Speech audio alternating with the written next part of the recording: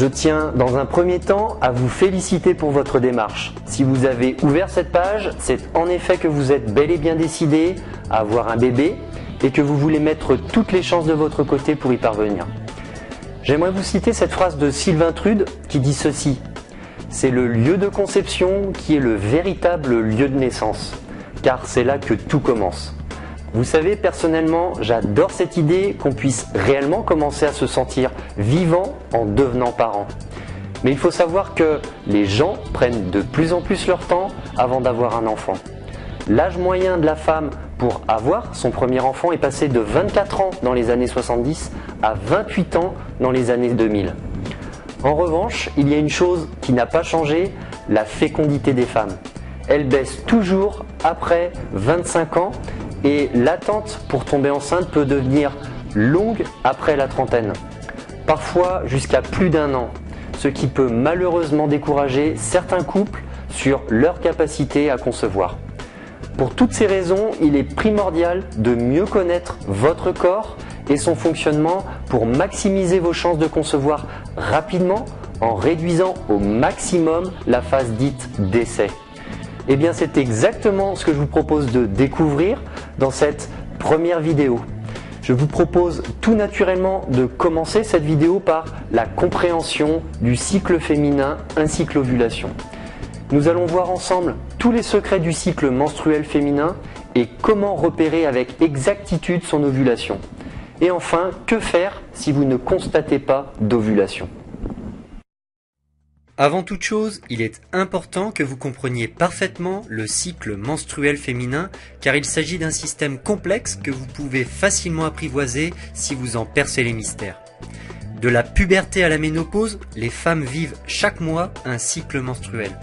La durée de ce cycle est de 28 jours en général, mais il peut varier entre 21 et 45 jours selon les femmes.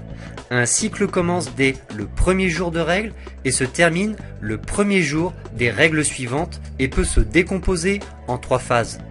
La phase menstruelle, qu'on appelle communément période de règles, et qui dure entre 1 et 5 jours. Cette phase se caractérise par la perte de sang provoquée par une chute du taux d'hormones sous l'action des ovaires. Tout ceci crée le détachement de la muqueuse utérine interne sous forme de sang. Il y a également la phase folliculaire qui s'étend du 6e au 14e jour après le début des règles.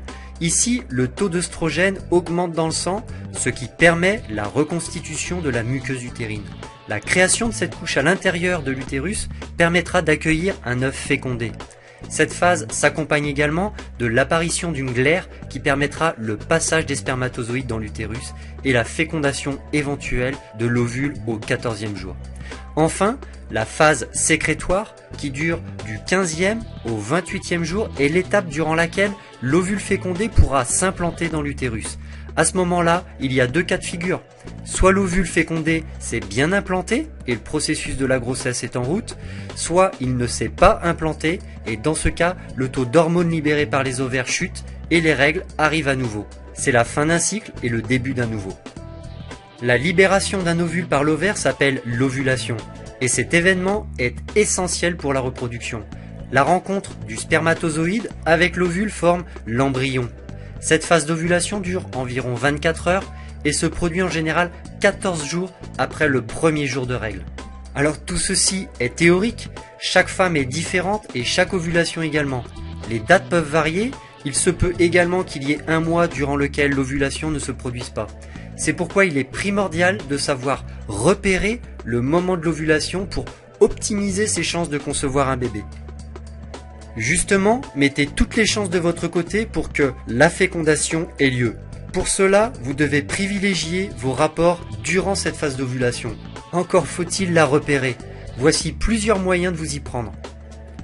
La première chose que vous devez faire est de déterminer la durée de votre cycle. Est-ce que c'est 22 jours, 28 ou bien 32 jours? Voici comment faire. Notez sur votre calendrier la date précise du début et celle de fin de vos règles. Faites cela pendant 2 ou 3 mois. Vous parviendrez ainsi à déterminer plus précisément la durée de vos cycles. Une chose est sûre, la phase qui suit l'ovulation et qui précède donc les règles est toujours de 14 jours. Vous pouvez donc calculer la date d'ovulation grâce à un calcul très simple. Je vous le mets en application sur 3 exemples. Pour un cycle de 28 jours, l'ovulation a donc lieu le 14e jour. Pour un cycle de 22 jours, l'ovulation a lieu le 8e jour. Et pour un cycle de 32 jours, l'ovulation a lieu le 18e jour. Une fois que vous aurez repéré le jour de votre ovulation, privilégiez les rapports avec votre conjoint ce moment-là. Même si la phase d'ovulation ne dure que 24 heures, vous êtes féconde pendant une période plus longue. Les spermatozoïdes vivent 4 jours, vous êtes donc féconde 4 jours avant l'ovulation. La fécondation de l'ovule peut donc se faire durant ces 5 jours. La douleur est également un bon moyen de repérer que vous êtes en train d'ovuler. Cette douleur décrite comme un tiraillement dans le bas du ventre est assez semblable à la douleur ressentie pendant les règles au niveau des ovaires. Souvent, la douleur peut être localisée à droite ou à gauche en fonction du côté où l'ovule a été libéré.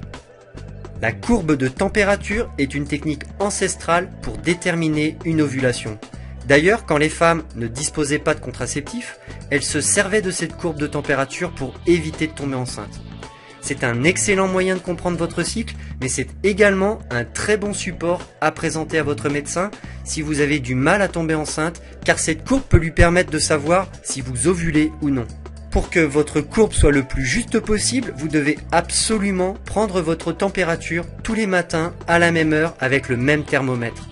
L'idéal est de poser votre thermomètre sur la table de chevet avant d'aller vous coucher et de prendre votre température le matin au réveil sans sortir de votre lit. La courbe de température ne se limite pas qu'à noter votre température, vous devez plutôt la voir comme un journal de bord de votre cycle. Notez-y vos rapports, la prise éventuelle de médicaments et tous les détails susceptibles d'avoir un impact sur votre courbe. Sur votre courbe de température, vous pouvez distinguer 2 phases. La première phase de 14 jours, durant laquelle la température oscille entre 36,1 et 36,7, puis la seconde phase de 14 jours durant laquelle la température passe la barre des 37 degrés juste après l'ovulation. L'ovulation a donc lieu entre ces 2 périodes et plus exactement le dernier jour de la première phase quand la courbe est la plus basse. La glaire cervicale est un liquide sécrété par le col de l'utérus sous l'effet des hormones. Son rôle est de permettre la fécondation de l'ovule en facilitant le passage des spermatozoïdes au niveau du col de l'utérus juste avant l'ovulation. Le restant du cycle, cette glaire leur barre le passage. Elle a donc un rôle très important dans le processus de procréation et revêt différents aspects en fonction de son objectif, barrer la route ou au contraire l'ouvrir.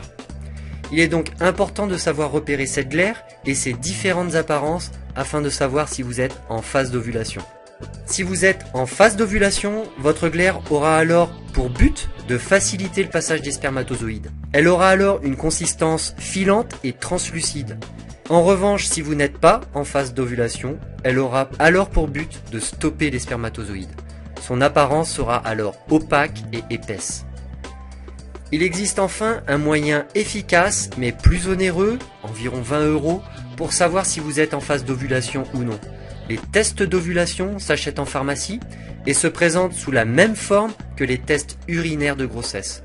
Ces tests très sensibles détectent votre pic d'hormone LH qui précède de 24 ou 48 heures la libération de l'ovule. Pour plus de fiabilité, ces tests s'effectuent sur plusieurs jours. Vous faites le premier au 12e jour environ et vous recommencez jusqu'à noter l'augmentation de l'hormone LH. Quand le test est positif, c'est-à-dire que vous avez atteint votre pic d'hormones, alors c'est que votre phase d'ovulation est sur le point de commencer. Malgré toutes ces méthodes pour repérer le moment de votre ovulation, il se peut que vous notiez une absence d'ovulation pendant 1 mois ou plusieurs mois.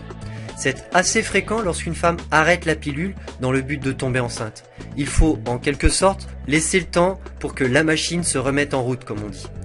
Donc ne paniquez pas tout de suite en vous mettant en tête que vous êtes stérile car vous n'ovulez pas. Laissez quelques mois à votre corps. Et si au fil du temps vous constatez que ces troubles d'ovulation persistent encore, parlez-en à votre gynécologue. Il existe des médicaments qui agissent comme des petits coups de pouce pour aider le corps à retrouver un cycle normal. Dans la prochaine vidéo, je vous proposerai de découvrir comment bien faire l'amour pour maximiser vos chances de procréer. Vous découvrirez notamment les positions favorables, les positions défavorables, ainsi que les questions les plus fréquentes et les idées reçues. Alors je vous dis à demain pour la prochaine vidéo d'Envie de bébé, comment transformer ce désir en réalité. Au revoir.